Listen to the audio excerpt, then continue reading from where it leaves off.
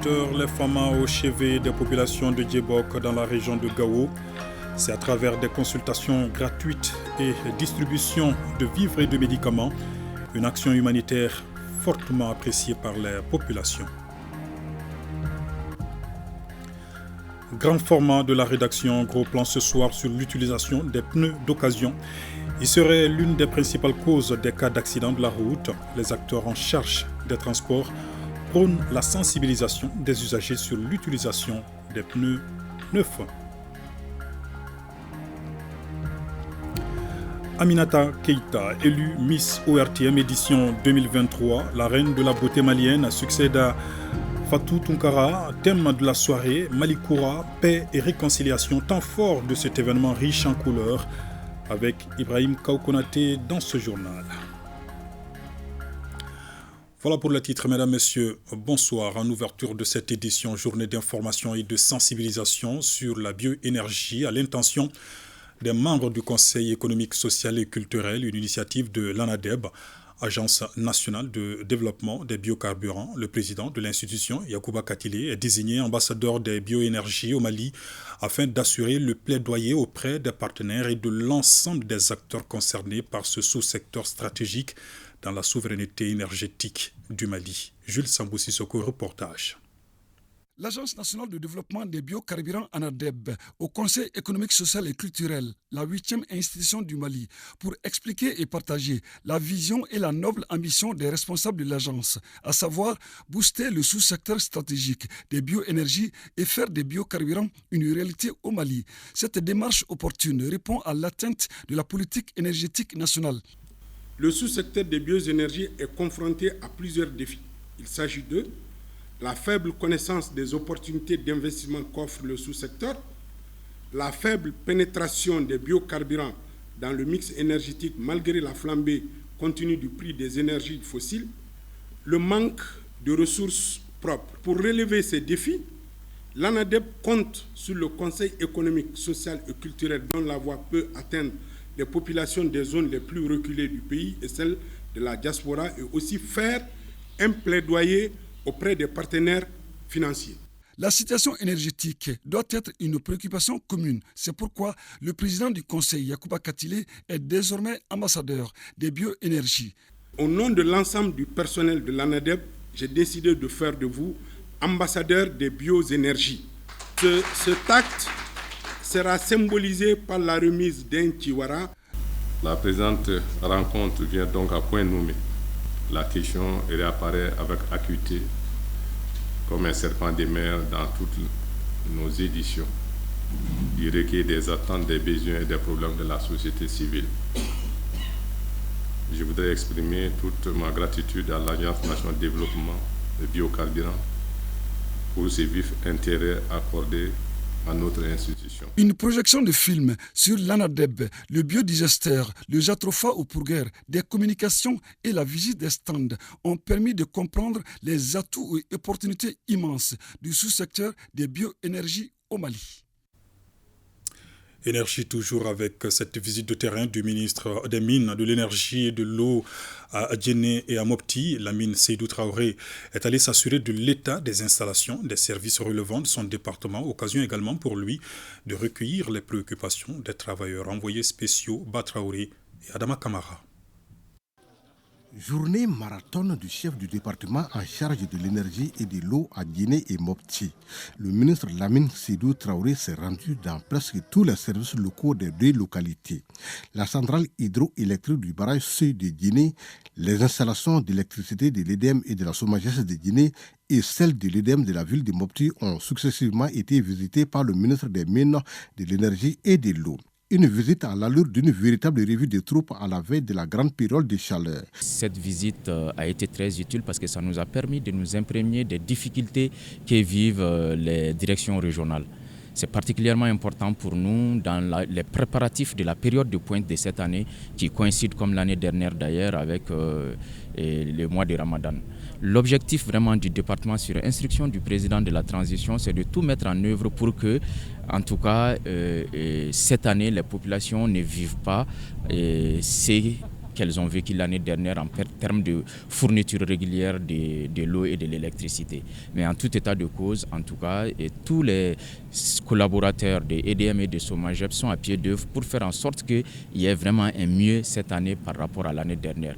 À Djéné et à Mopti, des efforts louables dans le domaine de la fourniture de l'électricité et de l'eau sont faits par l'État selon les populations, mais beaucoup reste à faire, disent-elles, et le ministre rassure. Djéné, avec le nouveau groupe qui a été envoyé, est à l'abri. Ce qui reste, et ça les équipes sont en train de s'en occuper, c'est de faire les entretiens périodiques, ce qui est en train d'être fait. Mopti, à l'image de tous les centres intérieurs, parce qu'il ne s'agit pas de s'occuper de Mopti seulement, mais c'est de s'occuper de tous les centres intérieurs du Mali. Des dispositions sont prises vraiment pour doter les régions de nouvelles machines pour faire en sorte que vraiment la fourniture de l'électricité puisse être régulière pendant cette période de chaleur. Un des faits marquants de cette visite à Djéné et Mopti, c'est la forte mobilisation des populations locales. Une façon pour elles d'exprimer leur reconnaissance aux plus hautes autorités à travers le ministre des Mines, de l'Énergie et de l'Eau pour les efforts relatifs à l'amélioration des conditions de fourniture d'électricité et d'eau. Avant de quitter la ville de Djéné, le ministre Lamine Sédou Traoré a tenu à rendre une visite de courtoisie aux notabilités de cette ville. Ces derniers ont à l'occasion formulé des prières pour la paix et la réussite de la transition. Restons en 5e région où le service social des armées du Mali mobilise 60 millions de francs CFA pour la construction d'un centre social multifonctionnel. C'est au profit des femmes et des enfants des forces de défense et de sécurité. L'initiative est soutenue par la force civile. Daouda Diaguité, Diakalia Traoré. Le centre social multifonctionnel au profit des femmes et des enfants des forces de défense et de sécurité de la 6e région militaire, qui verra le jour dans 3 mois, est l'œuvre du service social des armées. La réalisation de cet ouvrage offre à nos familles l'immense opportunité d'avoir un lieu de rencontre, d'échange, de mener beaucoup d'activités en termes de formation socio-professionnelle ainsi que des activités génératrices de revenus. Et le geste est accueilli avec joie et reconnaissance par le premier responsable de la 6e région militaire. Toute action qui va dans le sens de la prise en charge de nos familles, de la prise en charge de nos enfants, toute action qui va dans le sens de l'occupation de tout ce monde qui, de mon point de vue, sont là pour soutenir le moral du militaire en engagement opérationnel. C'est une action humanitaire à saluer à sa juste valeur. L'occasion est opportune pour la force civile d'apporter aux femmes du camp Amadoun Bari Di Balobo de Sévaré un appui en semences maraîchères d'une valeur de 500 000 et 1 million de francs CFA comme fonds de roulement. Il est important de rappeler que l'une des raisons d'être de la force civile, c'est d'œuvrer dans le cadre de l'action civilo-militaire. C'est dans ce cadre-là que nous avons scellé un partenariat avec le service social des armées. Effectivement, les aider dans leurs fonctions régaliennes qui est de faire du social envers les veuves et les orphelins des militaires et paramilitaires. Le cadre a permis au service social des armées, en partenariat avec la NPE et la PEJ, de lancer la formation professionnelle de 76 jeunes en maçonnerie, peinture bâtiment, carrelage, menuiserie métallique et électricité bâtiment en vue de leur insertion dans les circuits productifs. Action civilo-militaire, cette fois-ci dans la région de Gao. Les FAMA multiplient des initiatives pour soulager les populations victimes de l'insécurité. Une mission s'est rendue à Djebok pour des consultations gratuites et distribuer des vivres et médicaments à la population. Le geste est fortement apprécié, nous dit Aliou Idrissa Maïga dans ce reportage.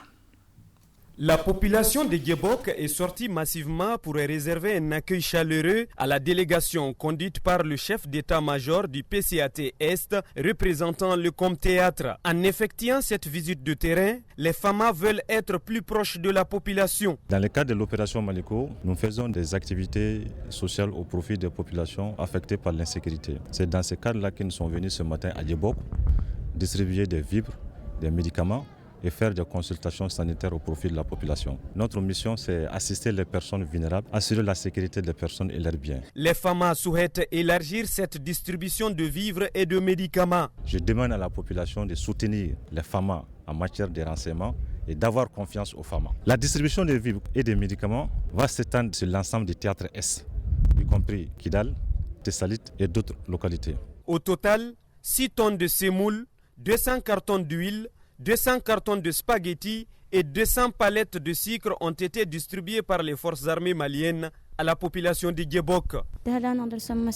Didier aide l'armée malienne vraiment pour tous les services qu'elle est en train de faire auprès des communautés. En dehors même de l'appui des denrées alimentaires, les soins, ce qui touche les femmes d'Achawag, elles ont su aujourd'hui que l'armée malienne est là à leur côté. Elles sont très contentes pour cela. Les communautés d'Achawag aujourd'hui, elles ont des soins, il y a des soins sanitaires. Tous les malades passent pour se consulter, avoir les médicaments. Et en plus de cela aussi, il y a les denrées alimentaires. Ils sont très contents de cette arrivée des femmes au niveau de Djebok. Le moment était opportun pour la population de Djebok de signaler aux visiteurs du jour les difficultés auxquelles elle est confrontée. Des difficultés liées à l'insécurité, le manque d'eau potable, l'éducation et la santé. En troisième région, inauguration d'une mosquée de plus de 1000 places, bâtie sur une superficie d'1 hectare. Elle est réalisée avec l'appui de l'ONG Qatar Charity. Moustapha Doumbia.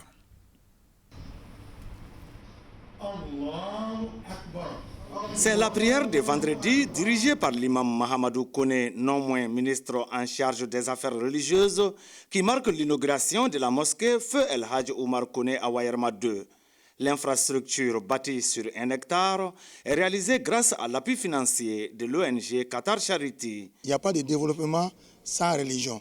Il n'y a pas de religion sans paix. Il n'y a pas de paix sans convivialité. Il n'y a pas de convivialité sans l'esprit tranquille et sans l'esprit de cohésion et de sociabilité.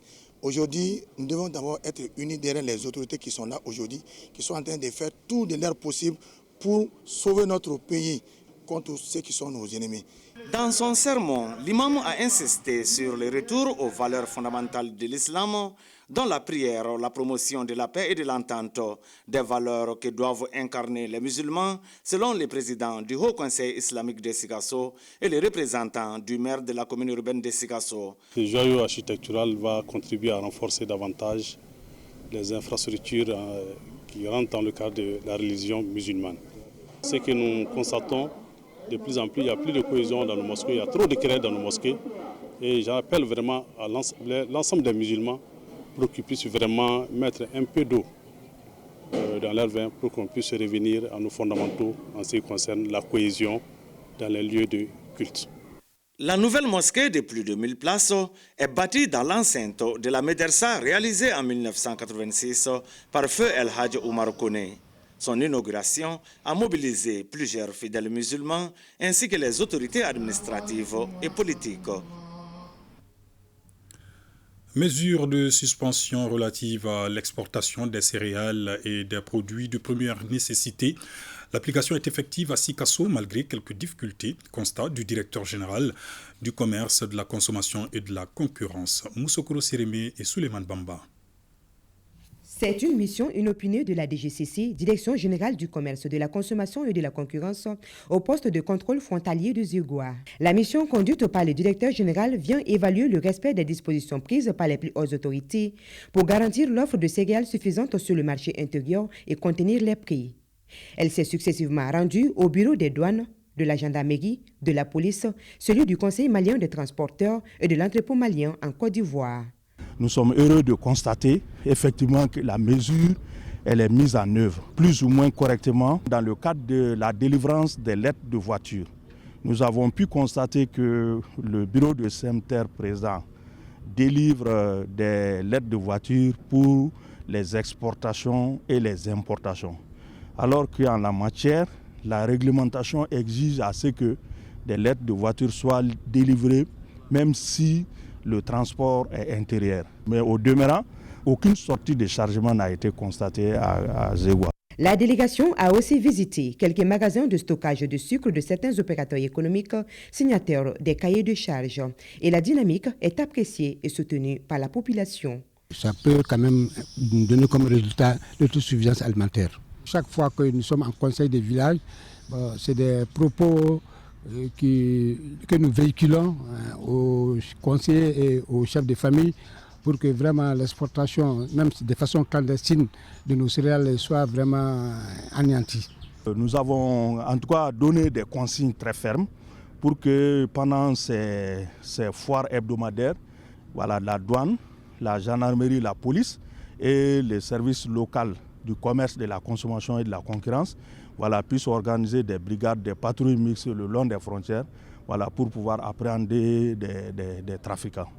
À noter que cette visite a été précédée d'une rencontre d'information et de sensibilisation des acteurs régionaux de Sikasso sur les mécanismes de stabilisation des prix plafonds des produits de première nécessité fixés par le ministère de l'Industrie et du Commerce. À Koulikoro, dans quelques jours, la station de traitement des boues de vidange sera opérationnelle. Le chef de l'exécutif régional, colonel Lamine Kapori Sanogo, s'est rendu sur le site pour s'assurer de l'opérationnalisation de la nouvelle infrastructure d'assainissement. L'ouvrage est financé par le Royaume de Belgique à plus d'1 milliard de francs CFA. Le gouverneur affiche toute sa satisfaction à l'issue de la visite, nous dit Boubacar Sissoko.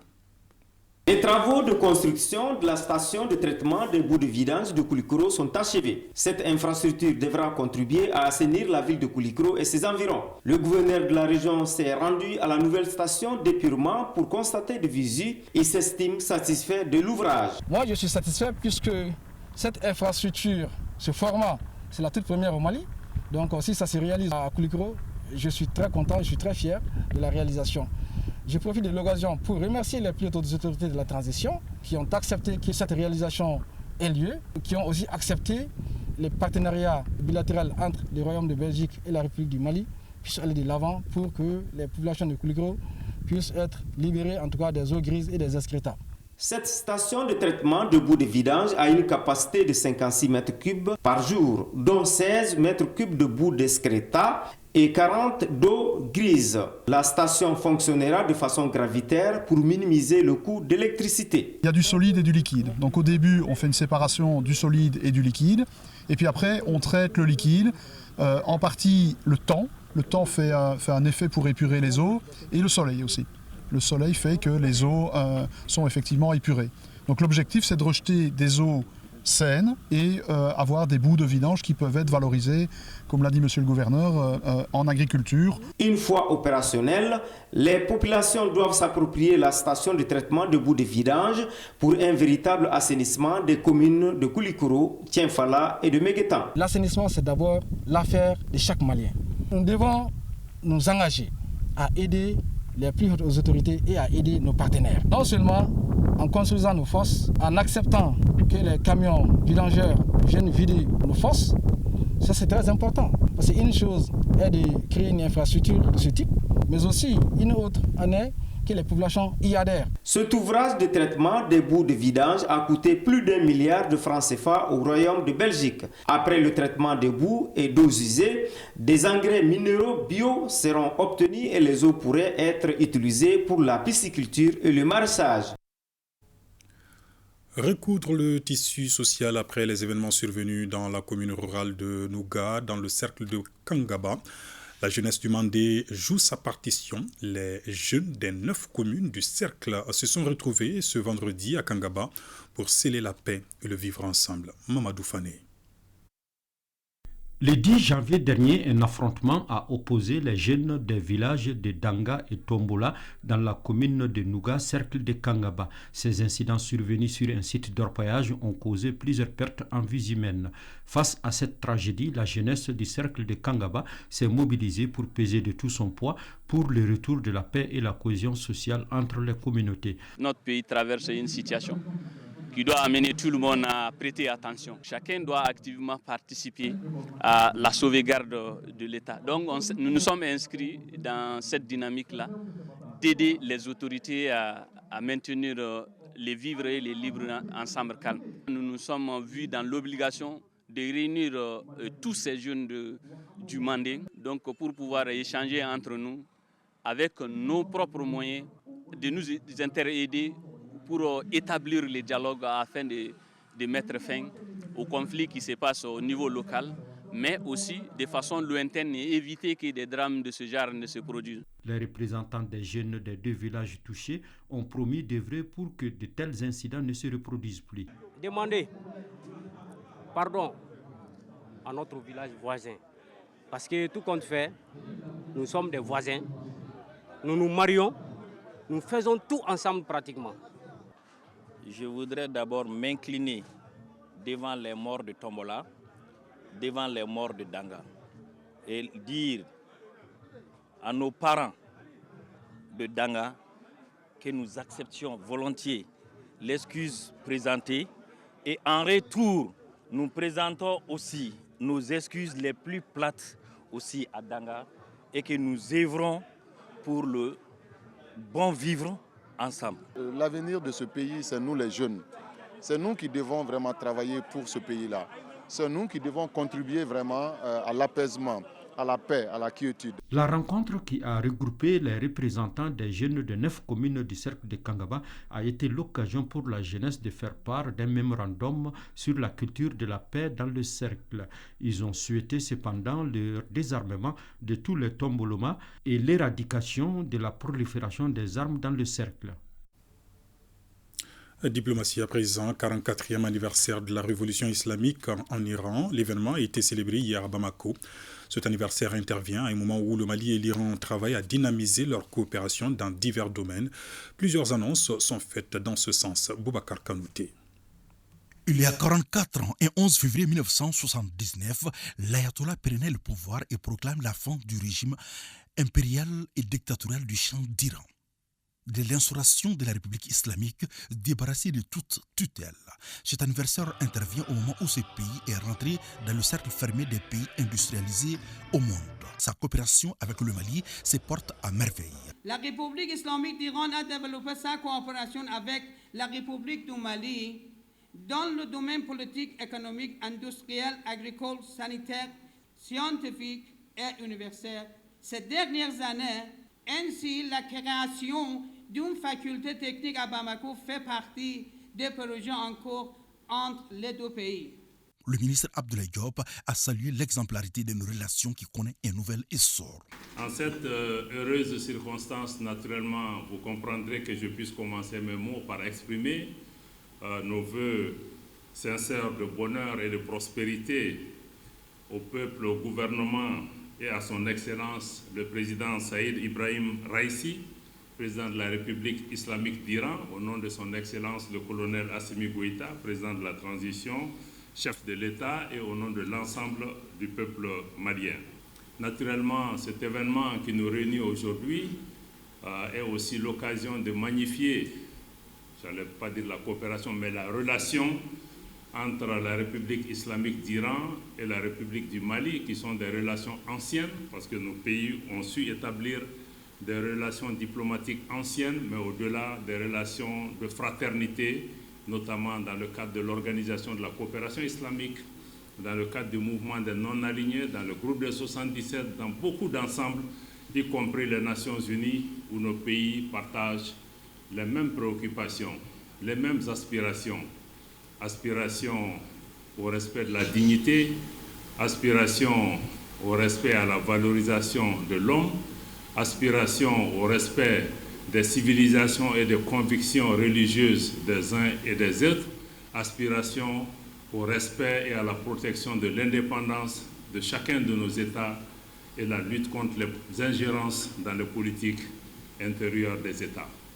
Les deux diplomates ont rendu un hommage mérité au peuple de Turquie et la Syrie, victime du séisme qui a occasionné plusieurs morts. Djangina Di Yaya Doucouré, ambassadeur du Mali au Rwanda, a présenté ses lettres de créance au président de la République du Rwanda, Paul Kagame. L'ambassadeur Doucouré a transmis au chef de l'État rwandais les salutations fraternelles du colonel Assimi Goïta, président de la transition, chef de l'État. Il a également réitéré l'appréciation des autorités de la transition quant à la lecture lucide et pragmatique que le gouvernement rwandais a toujours faite de la situation politique au Mali. En réponse, le président Kagame a déclaré suivre avec une attention en particulière l'évolution positive de la situation politique et institutionnelle dans notre pays, Au peuple malien, le chef de l'État rwandais a rendu un vibrant hommage pour sa résilience et son engagement panafricain.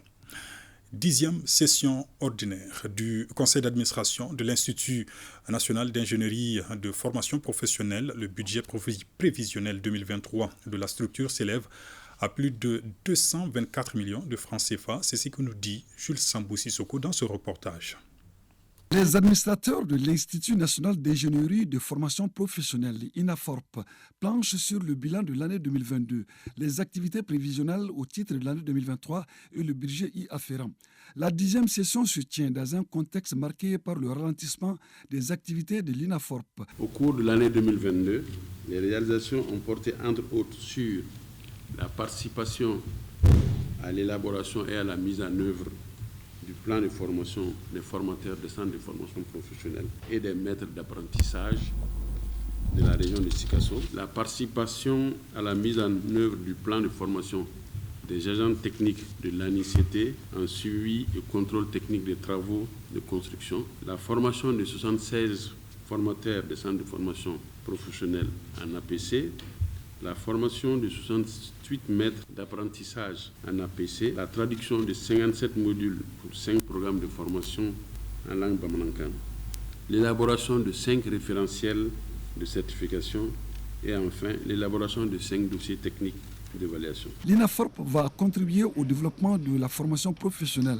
par l'élaboration de référentiels et la production des outils et moyens pédagogiques au cours de l'année 2023. On a prévu un budget de 224 403 245 francs. Nous allons tous œuvrer à travailler dans le sens de nos missions, l'élaboration des référentiels de formation, des référentiels de certification, des documents techniques d'évaluation, des plans de formation et sa mise en œuvre, et tout ce qui rentre dans le cadre de l'ingénierie de la formation d'une manière générale. Malgré les efforts déployés, l'Institut reste confronté à l'insuffisance de financement des activités d'ingénierie de la part de l'État et du secteur privé.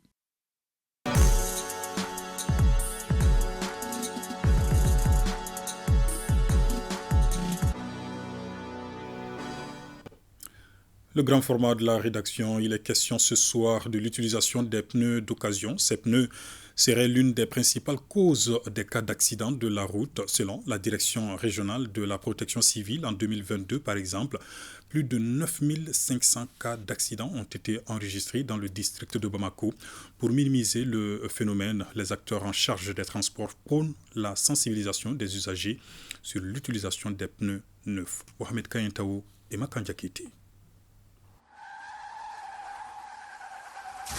Combien de fois sommes-nous témoins d'accidents de la route à répétition? Avons-nous une fois posé la question de savoir si la différence pneumatique, du moins l'utilisation des pneus usés ou d'occasion en est la cause? En tout cas, la direction régionale de la protection civile du district de Bamako souligne qu'en 2022, plus de 9500 cas d'accidents, dont environ 14 000 victimes ont été enregistrées dans la capitale. Et l'éclatement des pneus fait partie des principales causes, au dire des acteurs intervenants dans le domaine des transports. Les pneumatiques constituent un élément très important, en ce sens que une défectuosité au niveau de la pneumatique est effectivement une source d'accident fondamentale. Dans le contact pneu-chaussée, il y a une adhérence dont dépend d'ailleurs l'efficacité même du système de freinage. Il y a aussi la résistance au frottement. Au frottement, c'est-à-dire que ces contacts, ça génère de la chaleur, il faut quelque chose qui... Donc, la qualité de la pneumatique rentre beaucoup. En ce sens que voilà deux facteurs importants qui peuvent expliquer pourquoi les pneumatiques sont une source importante d'accidents. Tout le monde est censé utiliser ces pneus casse, mais pourtant ces pneus casse ont des conséquences sur la circulation routière. L'accident, c'est l'homme, la voiture, la route. La route, c'est le véhicule. Le véhicule, c'est l'aspect technique. le contrôle technique. Et l'ensemble du contrôle technique, le pourcentage des points du contrôle technique se repose sur le pinet et les amortisseurs. Les pinets et les amortisseurs. Donc ici, on parle des pinets.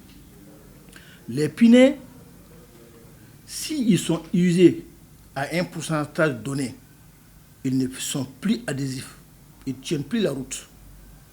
Donc ça fait l'objet de telle sorte que la voiture ne serait pas stable. D'où la nécessité de ne pas jouer avec les pinets, de ne pas monter les pinets usés sur les voitures ou bien les pinets de structures différentes, soit radiales, soit diagonales. Mali Technique System de Sogounico reçoit plus de 450 véhicules par jour. Parmi les 7 points contrôlés figure en bonne partie la pneumatique. C'est à l'issue du contrôle de ce jeudi que Zoumana Sanogo, surpris, apprend que les pneus de son véhicule sont trop usés pour supporter les charges. On vient de m'informer que les pneus de la voiture sont très usés. Dès que je quitte ici, je vais acheter des pneus neufs. Ça fait 4 ans que je fais régulièrement la visite technique de la voiture. C'est pour ma propre sécurité. Les pneus font partie de nos points de contrôle. C'est un des éléments essentiels sur le véhicule. Et nous les contrôlons par rapport à leur usure et par rapport à leur état technique. Cela étant, il y a les structures, il y a les bandes de roulement, il y a les flancs, et tout ça, ça doit répondre aux normes. Et si ça ne répond pas aux normes, c'est un des objets de rejet du véhicule. Un véhicule qui dispose de pneus lisses est donc plus susceptible de glisser. Et le risque est plus important que lorsque la chaussée est mouillée. En plus de cela, des pneus usés présentent le risque d'éclater à tout moment. Or, une telle situation met en danger non seulement les conducteurs, mais également toutes les personnes qui se trouvent aux alentours. Pour éviter ce genre d'accident, les spécialistes recommandent de remplacer les pneus usés. Alors que de nos jours, il est difficile de longer une rue sans rencontrer un point de vente de pneus casses, usés ou d'occasion. Même les vendeurs de ce type de pneus sont conscients des dangers de leur utilisation. L'illustration parfaite est celle de Chaka Boiré qui nous confie posséder environ 1000 pneus, tous d'occasion ou usés. Je suis dans le commerce des pneus d'occasion depuis 19 ans. Je vends 5, voire 10 pneus par jour. Beaucoup de gens préfèrent les pneus d'occasion faute de moyens financiers. Sinon, moi-même, je sais que les pneus neufs sont plus avantageux que ceux d'occasion. Mais que faire? Compte tenu de leur rôle important dans la sensibilisation des populations face à l'utilisation des pneus usés dans les véhicules, les autorités en charge des transports tirent la sonnette d'alarme. Aujourd'hui, l'élément prépondérant pour éviter tous les accidents auxquels on assiste, notamment en milieu urbain et interurbain, vous voyez des sorties des routes, vous voyez des pneus qui sont crevés et donc des accidents graves, c'est vraiment d'avoir des pneus en bon état.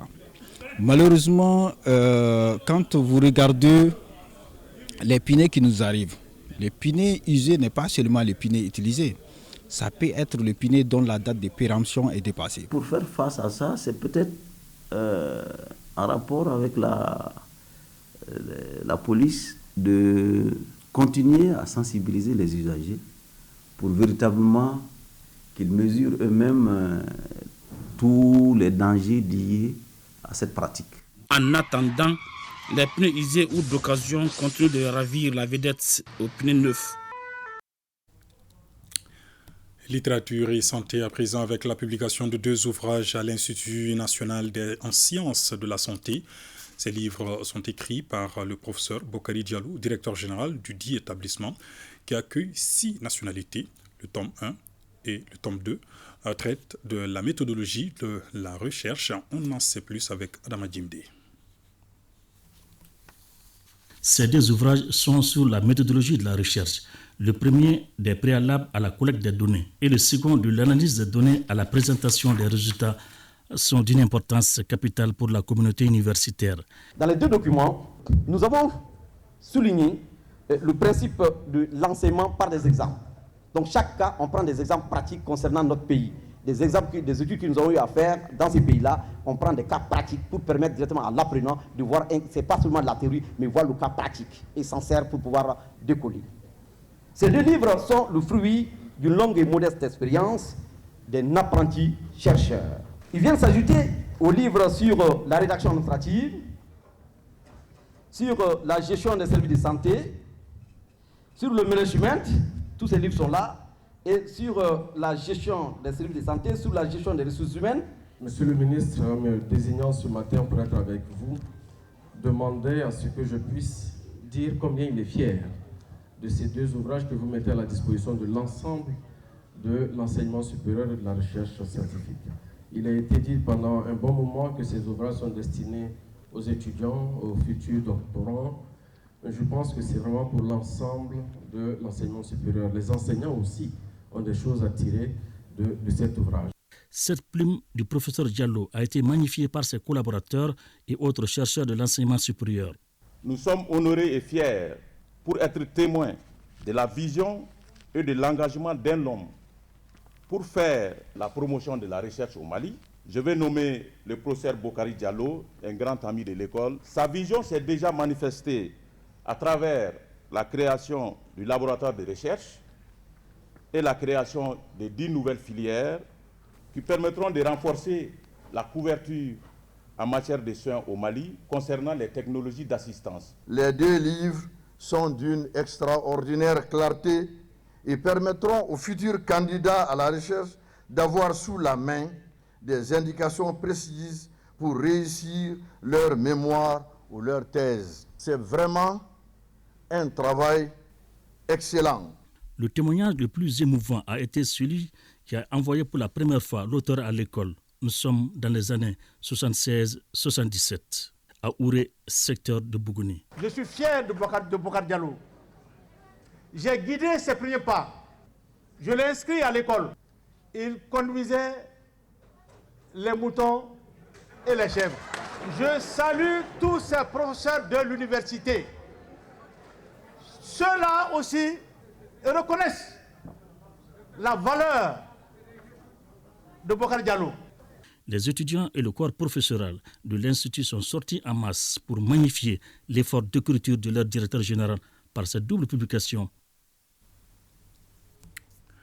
Et le point Covid du jour à présent, c'est samedi, les services de santé ont enregistré 7 nouveaux cas positifs sur 313 tests réalisés. L'on note 5 patients guéris et pas de décès.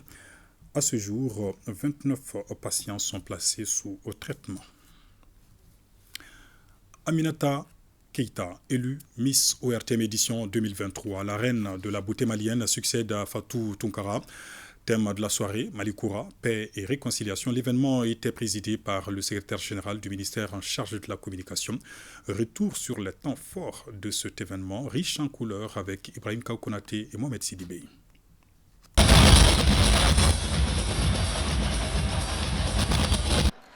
Mademoiselle Aminata Keïta est désormais Miss ORTM édition 2023. Elle porte la couronne de la beauté malienne. Elle est suivie respectivement par Mariam Marie Diarra de Bamako et Mounina Diallo de Caille. Cette édition était placée sous le signe de la paix et de la réconciliation. Ce nouveau Mali auquel nous aspirons demande un nouveau comportement, une nouvelle gouvernance, une nouvelle mentalité. Elles étaient 15 postulantes au départ, venues des 11 régions du district de Bamako et de la diaspora pour cette compétition.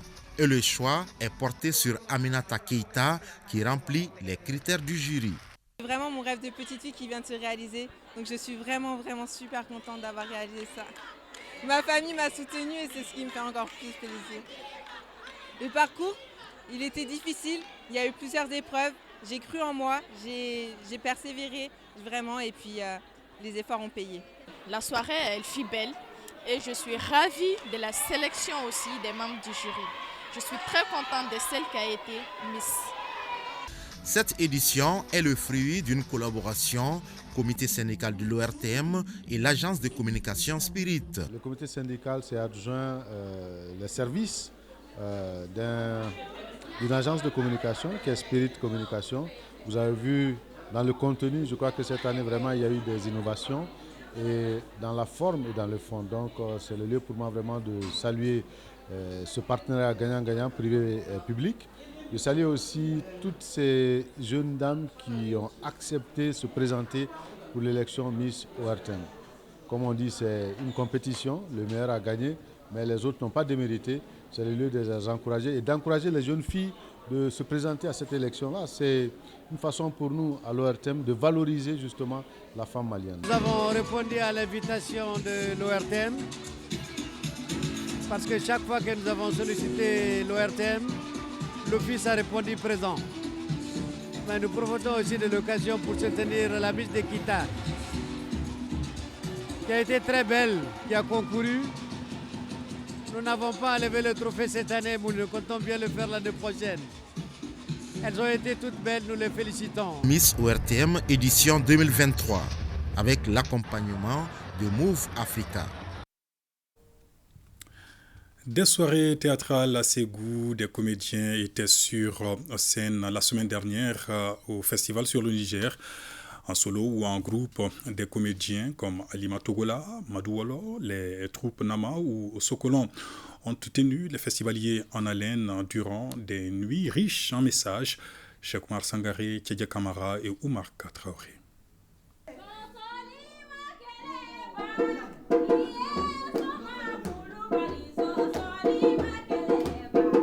Denkele ou Enfant unique, c'est le titre de ce conte scénique du groupe Djonkala Digbla. L'œuvre théâtrale est inspirée du récit de vie d'un vieux féticheur aisé qui finit par tout perdre. Tout perdre après avoir eu son unique enfant qu'il attendait depuis très longtemps. Denkele, on essaie aussi de faire voir la force transformatrice de l'art. Denkele qui n'a rien reçu de son papa, que la chansonnette de mendiant pour gagner sa vie après avoir tout perdre. Donc à essayer de prendre cet art et de le transformer, de le valoriser pour, si vous voulez, séduire le public, le monde, parce qu'il devient par fini un grand artiste, des grandes scènes. La deuxième représentation de la soirée est de la compagnie Nama. Elle dure 45 minutes et s'intitule Nyeleni.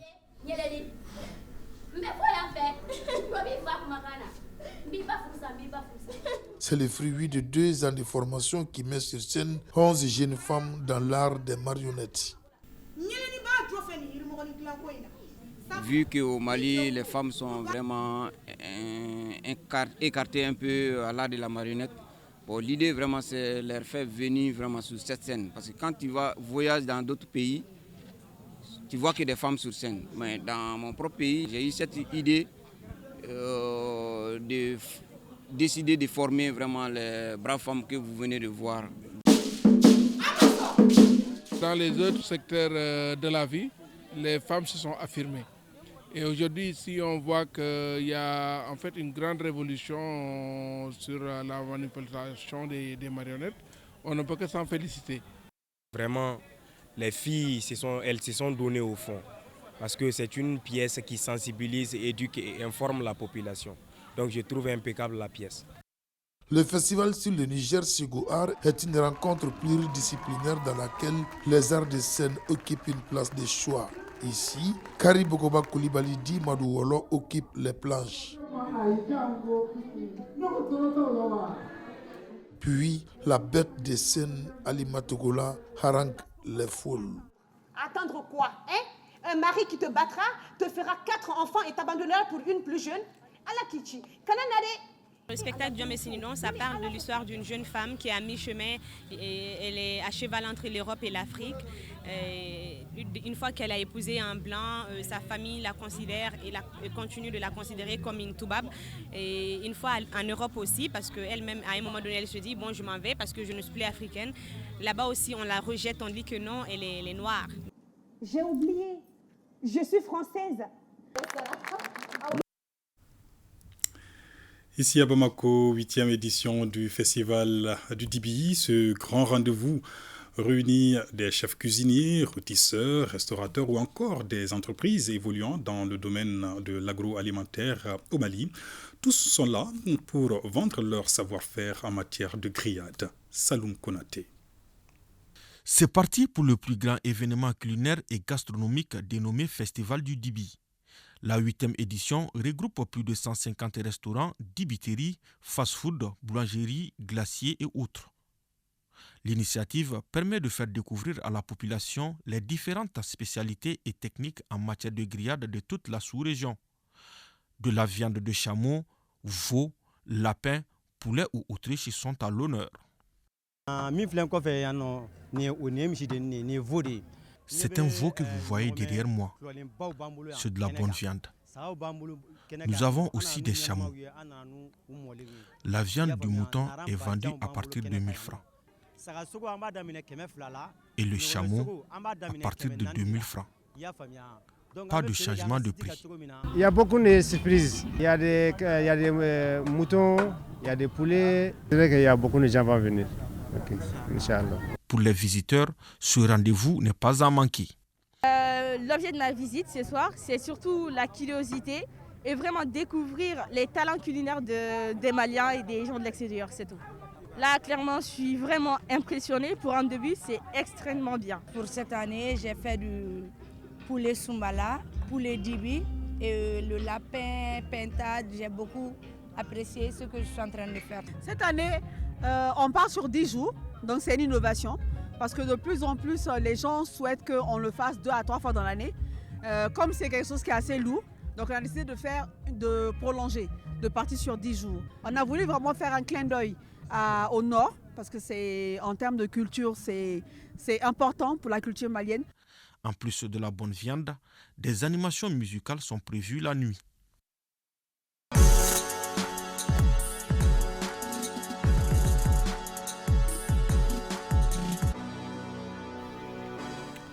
Le journal des sports avec Abdul Karim Kaba en plateau avec moi. Bonsoir Kaba. Bonsoir Ibrahima Traoré. D'abord du football avec le championnat national de Ligue 1. La 11e journée a démarré hier. Effectivement, avec le nul d'un but partout entre l'AESCO et le Djeliba Athletic Club. La rencontre Binga FC US Bougoni n'est pas allée à son terme pour manque d'électricité.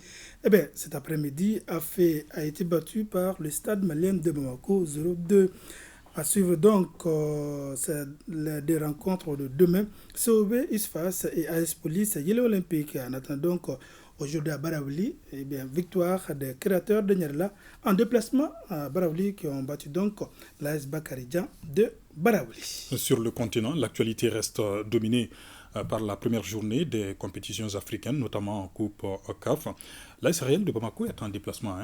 Tout à fait, au compte de la première journée de la Coupe CAF, les Scorpions de Bamako sont en déplacement au Congo pour affronter Tout-Puissant Mazembe de la RD Congo. La rencontre est prévue pour demain, donc à 13h00. Et le week-end prochain, l'AS Real reçoit ici à Bamako Monastir de Tunisie pour le compte de la deuxième journée. Rappelons donc que l'AS Real de Bamako est dans le groupe D de ces éliminatoires de la Coupe des matchs de poule de la Coupe CAF avec donc Tout-Puissant Mazembe, Monastir et Young African de Tanzanie. Outre l'AS Real de Bamako, nos arbitres aussi sont sur la scène africaine à l'occasion de cette première journée de la Coupe de compétition africaine des clubs, en l'occurrence Boubou Traoré, Ousmane Diakité, Amadou B. Guissé et Modibo Samake ont dirigé d'ailleurs la rencontre entre Raja de Casablanca du Maroc et Viper de l'Ouganda. Un match soldé par une victoire marocaine 5-0. Et cette nouvelle avant de terminer donc avec la finale de la Coupe du Monde des clubs qui se joue en ce moment entre le Real Madrid et le club saoudien de notre compatriote Moussa Marega. D'ailleurs, Moussa Marega qui a marqué le premier but de son club lorsque nous rentrons dans ce studio. Le score était de 4-2 pour le Real Madrid. Et en match de classement, Al-Ali d'Égypte a été battu, Al-Ali d'Égypte de notre compatriote aussi, Al-Diang a été battu par 2-4 par Flamengo. Merci beaucoup. Abdul Karim Kaba. Merci bien. Merci beaucoup également à vous, chers téléspectateurs. Fin de ce journal. Merci de l'avoir suivi. Je vous donne rendez-vous demain à la Radio Nationale, d'abord à 13h, dans 13h dimanche. Et vous retrouve ici à 20h avec le même plaisir. Très bon moment de télévision en notre compagnie. Bonsoir.